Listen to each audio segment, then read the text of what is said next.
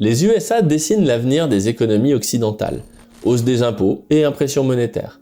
Joe Biden a annoncé un grand plan d'investissement dans les infrastructures de 2000 milliards de dollars et confirmé qu'il serait en partie financé par de fortes hausses d'impôts. Au programme, 2300 milliards de dépenses et 1500 milliards de recettes prévisionnelles. Car oui, les dépenses prévisionnelles sont souvent sous-estimées et les recettes plutôt structurellement surestimées. Mais ce n'est pas tout. Le président des États-Unis a également annoncé un plan d'aide à la population de 2000 milliards de dollars le 10 mars. Finalement, le déficit des USA pour 2021 est attendu à environ moins 15%. En Europe, c'est à peu près la même chose, mais avec les lourdeurs administratives qui caractérisent l'Union européenne en plus. C'est le nouveau triptyque qui fait fureur en Occident. Hausse des impôts, impression monétaire et financement direct de la population. Il faut également noter que le financement des dépenses des États sur les marchés n'est plus possible. C'est pour cela que ce sont les banques centrales de chaque pays qui achètent la dette émise sur les marchés. Bref, aujourd'hui, émission de dette est égale à impression monétaire. C'est ce type de politique que les économistes appellent généralement une relance keynésienne. Mais alors, que dit Keynes dans le fond ? Où cela va-t-il nous mener ? Allez, c'est parti.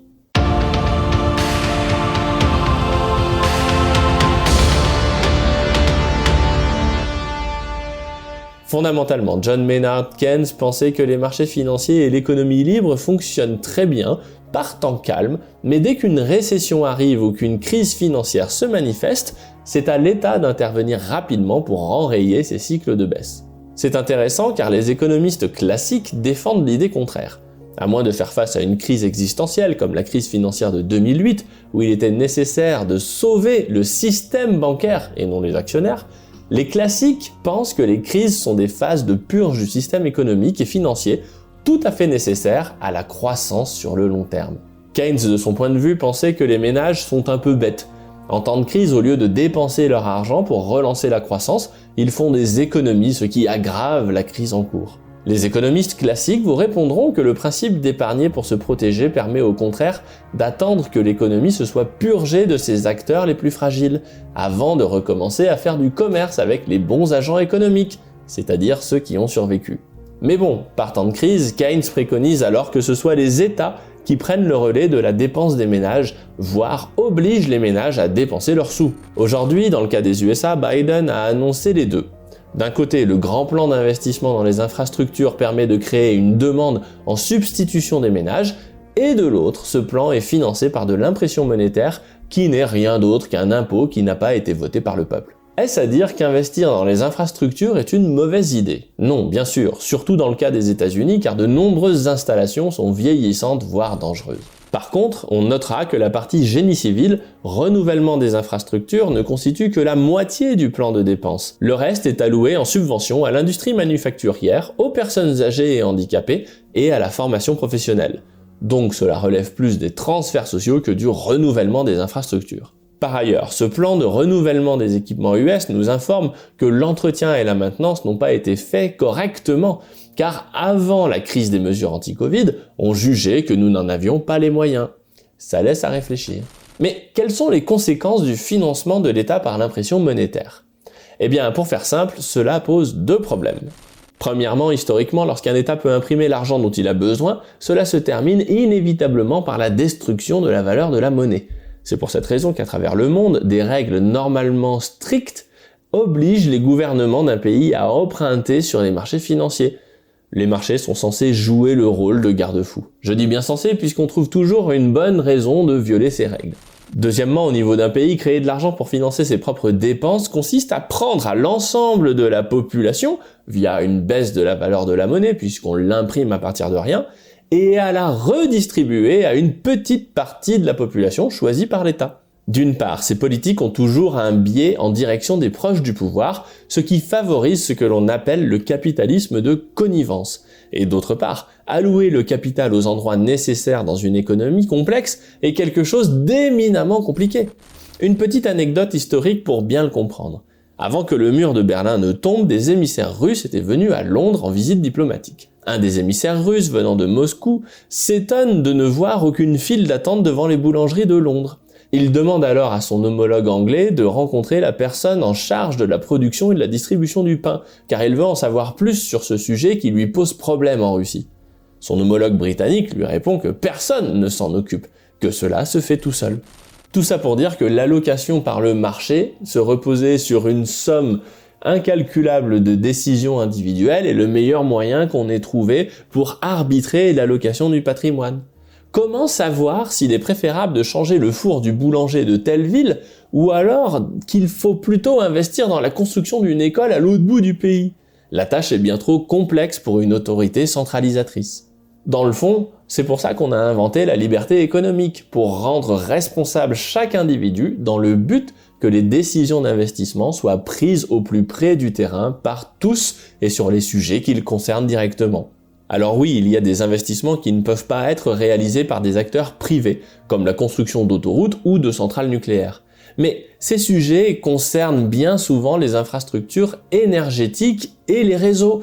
Les infrastructures énergétiques parce qu'elles sont beaucoup trop coûteuses, et les réseaux parce qu'on imagine mal faire 5 ou 6 routes les unes à côté des autres, parce que ce sont différentes compagnies qui les ont créées. C'est un problème d'aménagement du territoire. Ces investissements coûteux et qui touchent à l'aménagement du territoire doivent être discutés sérieusement, et la décision doit être validée démocratiquement. Décider de tel plan ou tel plan à la sauvette en quelques semaines n'est pas un gage de succès. Ensuite, le deuxième pilier de la pensée de Keynes, c'est l'incapacité des entrepreneurs à se projeter raisonnablement dans le temps. Voici ce que dit Keynes. Outre la cause due à la spéculation, l'instabilité économique trouve une autre cause, inhérente celle-ci à la nature humaine, dans le fait qu'une grande partie de nos initiatives dans l'ordre du bien, de l'agréable ou de l'utile, procèdent plus d'un optimisme spontané que d'une prévision mathématique. Bref, pour Keynes, l'entrepreneur est une personne assez peu raisonnable ou peu intelligente, je sais pas trop, qui a besoin d'être guidé lorsqu'il s'agit de prendre des décisions à long terme. C'est donc tout naturellement qu'il préconise que les taux d'intérêt, à savoir le prix qui définit la valeur du temps, soient étroitement déterminés par l'État au travers d'une banque centrale. Pour faire simple, pour Keynes, en temps normal, les taux d'intérêt doivent rester bas le plus possible afin de décourager l'épargne et d'encourager les entrepreneurs à investir. Pour ma part, je préfère me rapporter à la théorie de l'économiste Knut Wicksell sur la concordance des taux d'intérêt et de la rentabilité des entreprises. Wicksell nous explique que le coût de l'argent, les taux d'intérêt aux entreprises, doivent être concordants avec la rentabilité marginale des entreprises pour qu'une économie fonctionne à son optimum. Il faut donc surveiller l'écart entre ce qu'il appelle le taux naturel de l'économie et le taux du marché auquel se financent les entreprises. Quel est le problème avec les taux tendanciellement bas de Keynes? C'est assez simple et très bien expliqué dans la théorie de Wicksell. Si le prix de l'argent est inférieur à la rentabilité du capital, alors il n'y a aucun intérêt pour un investisseur de rechercher les meilleures entreprises pour investir. Autrement dit, la prise de risque est inutile puisqu'il suffit d'acheter des entreprises de qualité avec un rendement faible pour être rentable. Il y a donc des bulles qui se développent sur les actifs comme l'immobilier ou les actions, ce que nous vivons en ce moment. De plus, les entreprises qui ont besoin de faire des investissements ne le font pas, puisque l'argent est préférentiellement investi sans risque ailleurs. Enfin, les taux bas permettent de tuer l'épargne puisqu'il n'y a plus de rentabilité à mettre son argent de côté en dehors des actifs qui profitent de la bulle des taux d'intérêt bas. C'est ce que Keynes appelait l'euthanasie du rentier, et il trouvait ça très bien puisque cela permettait de fait de réduire les inégalités en rendant les pauvres un peu plus pauvres et les riches beaucoup moins riches.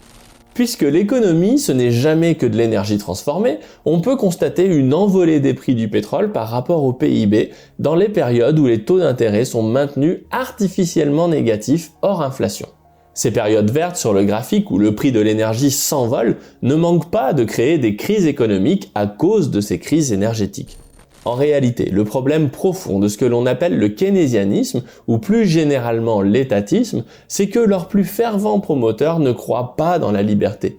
Pour ces personnes qui sont généralement élues ou fonctionnaires, donc employées par l'État, la liberté est effrayante car être libre, c'est accepter de se confronter aux risques. Dans un monde libre, chacun doit se comporter en adulte. Être adulte signifie prendre ses propres décisions et en assumer les conséquences. Or, nous savons très bien comment se termine le socialisme qui est une forme allégée de marxisme qui tue plus lentement. Dans une économie libre, ce sont les entreprises les plus fragiles qui font faillite. Les faillites personnelles sont autorisées afin que chacun puisse repartir à zéro après un échec économique, pour mieux réussir le coup suivant. Les dégâts sont importants, mais après une crise économique, l'économie est plus forte. Lorsque l'on soviétise une économie en imprimant tout l'argent du monde pour sauver tout le monde, alors l'appauvrissement est collectif et c'est la totalité du pays qui finit pauvre, comme l'URSS en 1989. Pour les mois ou les années à venir, les étapes qui restent à franchir sont assez claires. Bien que le dollar soit une monnaie encore puissante au niveau mondial, il viendra un moment où la lente baisse structurelle du dollar face aux monnaies étrangères bien gérées laissera place à une baisse plus forte, puis brutale du taux de change. Lorsque le taux de change sera assez bas, les capitaux aux USA chercheront à aller s'investir ailleurs, comme cela commence déjà à être le cas sur les obligations chinoises qui commencent à voir un afflux de capitaux étrangers. Et enfin, nous aurons droit à un contrôle des changes et des capitaux qui sera le dernier recours de l'État avant de faire faillite d'une façon ou d'une autre.